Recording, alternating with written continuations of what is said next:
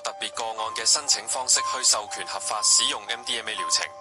截至2024年，只有41宗獲批，主要用嚟幫助有 PTSD 創傷後壓力症嘅患者。而澳洲喺2023年開始，亦都正式批准合資格嘅精神科醫生為合適嘅 PTSD 病人處方 MDMA 為輔助性治療。因為缺乏足夠嘅科學數據同臨床經驗，無論加拿大或澳洲，現階段 MDMA 嘅應用只限 PTSD， 唔包括其他情緒病症。今集重點唔係去考證 MDMA 喺醫療上嘅實際成效，而係針對性討論正式嘅醫療 MDMA 同非法渠道接觸到嘅 MDMA 兩者之間嘅分別，當中潛在嘅風險同禍害。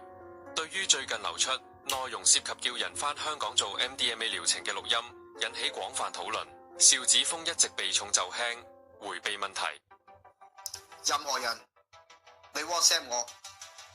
你同我講任何情緒嘅問題，我都會 send 一條影片俾你。我將呢一條片放咗落去我嘅 Google Drive 裏面。任何人我都係會 send 呢條影片俾佢，因為我認為呢條影片裏面嘅資訊係相當值得情緒病人去知道。邵子峰提及 Netflix 嘅紀錄片《改變你的心智》，用致幻物質為主題，挑戰傳統對致幻物質嘅觀點。總共有4集，分別介紹迷幻藥、迷幻蘑菇、搖頭丸同南美仙人掌。據消息指，即使只係有少少生活壓力嘅人，佢都一樣推薦對方睇 MDMA 嘅影片。不過，我認為邵子峰最大嘅問題係，佢將 MDMA 介紹俾任何類別嘅情緒病患者。以佢自己嘅理解，佢認為任何人有情緒病都可以從 MDMA 中受益。醫學界對 MDMA 仍然抱住審慎評估嘅態度，但邵子峰就吹捧到可以處理所有嘅情緒問題，亦從來冇講清楚療程失敗帶嚟嘅後遺症。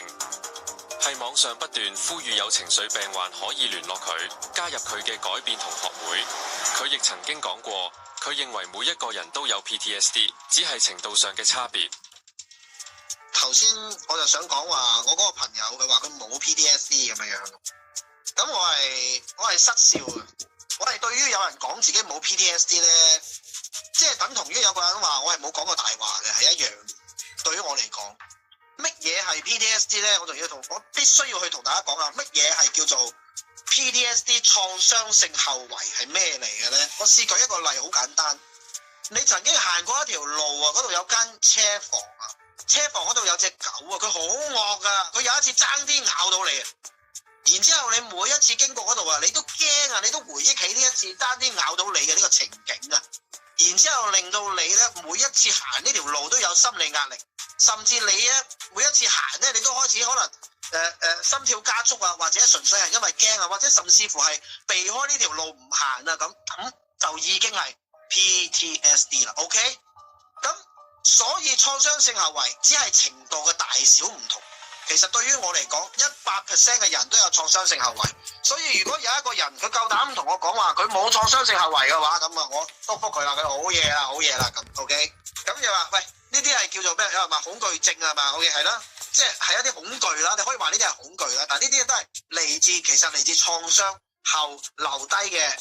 傷咗啦個人 OK 受咗傷啦。就算我遇過有一啲人咧，佢係煩惱緊啊，我賣走 A 嗰層樓好啊，定係我賣走 B 嗰層樓好咧咁。我曾經真係遇過呢啲人，但係唔等於嗰個煩惱唔係一個煩惱嚟噶，嗰個煩惱都係一個煩惱嚟噶，佢都係可以好煩，佢都可以係好唔開心噶，嗰個結都可能要解嘅，明唔明啊？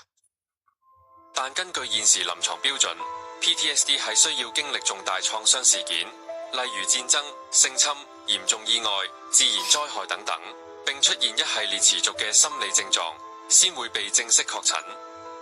所以將所有人都歸類為有 PTSD， 其實係一種過度簡化，甚至誤解咗呢個定義。